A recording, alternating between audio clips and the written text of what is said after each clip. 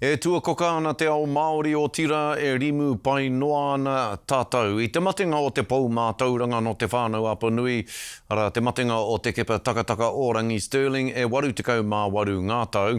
I tū tako nei ia ki te hapori o Māngere i te tonga o Tāmaki Makaurau mo te hiatau.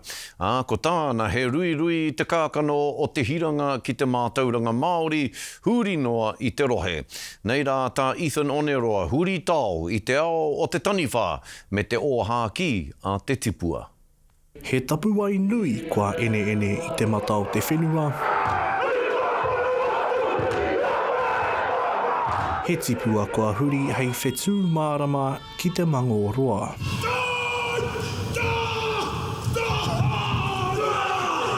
Kua rima te kautaua pāpā te kepa e noho ana hei pautoko manawa mo te hapori o Māngere. He mea whakatipu ki ngā reke o ana kuia karaua no roto mai te whānau Apanui. He's staunch about tikanga, like everybody in this room knows. Whether you like it or not, that's Te Kepa Stirling for you. Ka tīmata tāna hi koe i te ao kiko nei hei kāmura. Ngā mea mai taku pāpā kia. Me haere koe he roia. Ngā mea tō kare o piringi te haere roia. Me haere koe ki te roia. Ngā mea tō kau.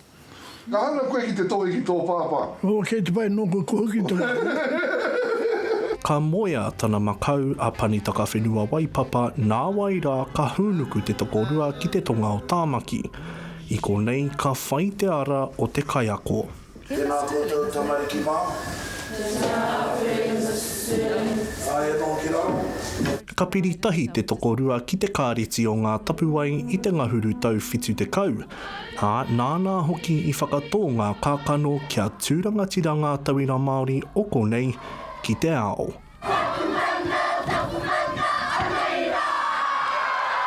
Nā rauatahi anō ka tūwhera ngā tatau o te kura Māori o ngā tapuai.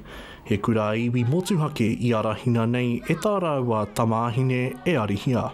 E kā motu e, ko puta mai ngā roia, ko puta mai ngā dentistry, te wahi engineering, te wahi pāna ki ngā pōtai Pākehā. Ka hinga tana hoa rangatira i te tau 2014, ko pāpā te kepa tētahi o ngā mōrehu whakamutunga o te whakatipuranga i kaha whakapito ngoi kia whai hua te reo me ngā tikanga i te pūnaha mātauranga. I tēnei tau tonu kāra mai te reanga hou, nā ko te mokopuna tonu a te kepa ka ārahi te kura hei tumuaki hou. He whakakitenga kua whakatinana hia.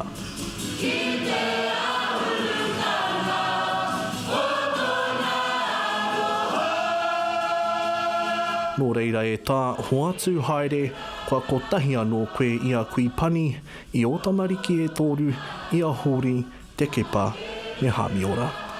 Ethan Oneroa, te Karere.